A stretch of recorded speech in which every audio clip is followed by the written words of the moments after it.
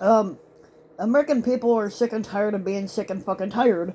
Now, more than 1 million Americans had died from the COVID pandemic that Trump botched, but most of these deaths were preventable and were caused by Donald Trump's willful indifference, the cruelty and incompetence.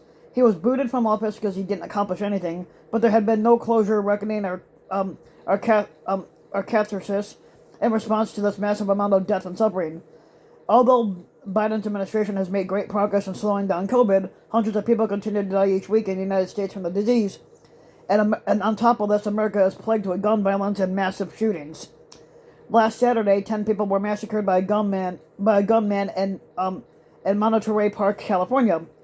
Now, 2 days later, 7 people were killed in a series of shootings in Half Moon Bay, California. And now America's democracy is in a fucking crisis here. The Republican fascists and their forces continue to spread the big lie, and they are generally undeterred in their campaign to end multiracial democracy. Now, Trump and the other high-level January 6 Klan rioters in the Republican Party have not been punished for their crimes against democracy and the rule of law. Now, moreover, insurrectionists in the Republican Party, like Speaker Kevin McCarthy, are now in control of the House of Representatives. The Republican fascists and other members of the MAGA movement and the white right are continuing to both incite as well as engage in actual violence against the Democrats and any progressives in the LGBTQ community, black and brown people, Muslims, Jewish people, and other designated un-American enemies, as they like to call it.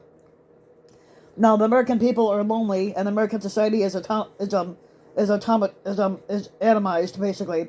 The United States is in a new gilded age where the richest individuals and corporations are thriving, while the average person is experiencing great dread, and they're struggling to survive the vicissitudes and cruelty of economic precarity and the cannibal capitalism. As documented by mental health professionals and other experts, the American people are experiencing a dangerous lack of sleep, high levels of anxiety, engaging in acts of self-harm, using drugs and alcohol to self-medicate, abusing prescription drugs, and experiencing a general sense of malaise and fear that the country and their personal lives is going in the wrong direction. Now, amplified by the internet and other digital technologies, the power of cults, or cultism, right-wing religious extremism, conspiracy theories, and other antisocial and anti-human behavior and beliefs is growing in America, and it's most evidently amongst those on the right. The American society is experiencing high levels of loneliness and social atomization. Now, the problem is so fucking severe that many American men report not having a close friend at all. Now, in a new essay, the Pulitzer Prize-winning journalist and author Chris Hedges reflects on these questions of social disconnectedness and what was lost when his favorite local gym closed down. These ecosystems knit the social bonds that ground us to a community. It gives us a sense of place, identity, and worth, but the economic dislocation of the past few decades, aggravated by the pandemic, have weakened or severed these bonds, leaving us disconnected, atomized, trapped in a debilitating anomaly, or whatever you fucking want to call it, that fosters rage, despair, loneliness, and fuels the epidemic of substance abuse, the depression, and suicidal ideation. Estranged from society, we become estranged from ourselves. Now, the social isolation that's been exacerbated by social media is a plague labeling the vulnerable prey to groups and demagogues that promise a sense of belonging and purpose in return for loyalty to a dogmatic political or religious ideology. The chief characteristic of the masked man is not brutality and backwardness, Hannah Arendt writes, but his isolation and lack of normal social relations. Social isolation is the lifeblood of totalitarian movements, and there are many things I fear about the future, but this unmooring is one of the most ominous.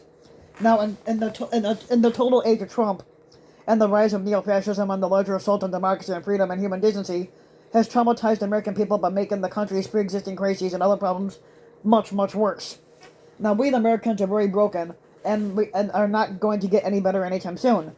But we the Americans know that something is very wrong with their individual and collective minds, bodies, and spirits, and their overall political and social and societal health.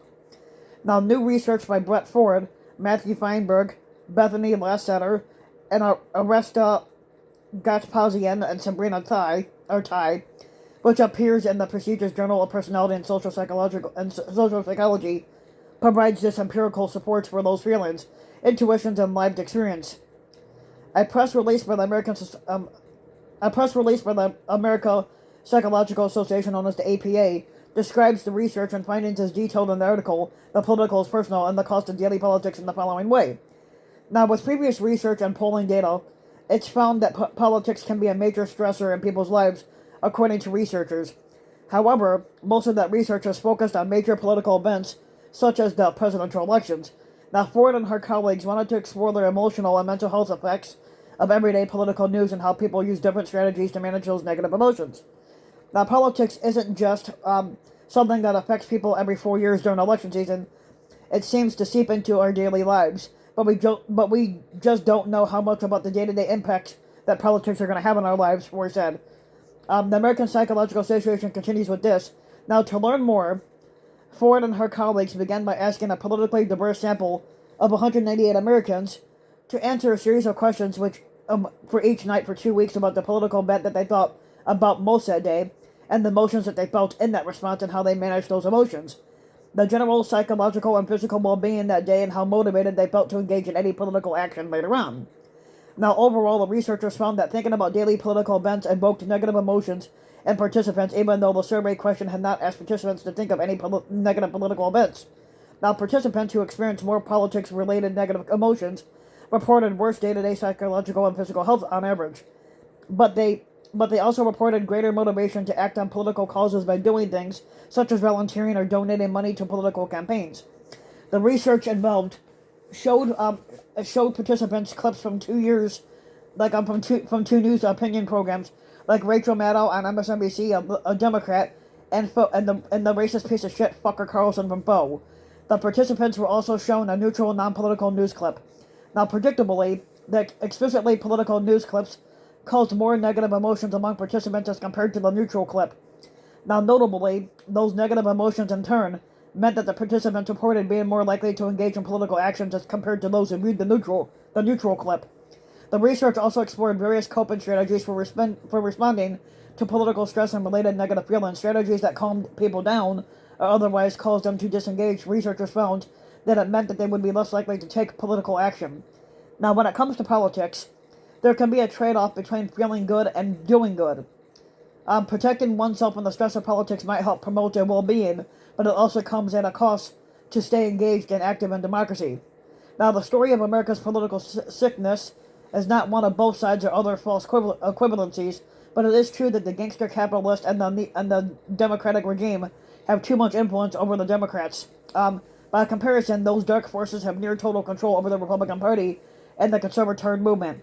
But the result is that across almost every public policy area, the Republican Party supports and has enacted policies that will make the American people die sooner, be more sick and more miserable, and in general, live less free and happy lives. Today's conservatives are masters of death, cruelty, and pain and sadism, and they have used those evil skills to expand and maintain their power and control over American life and society.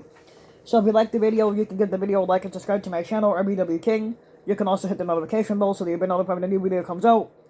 And if you want to support my work even further, you can donate to my Patreon link, which you can find in the About section of YouTube. And for just a little as a few bucks a month, your donation can help go a long way, and thanks for listening.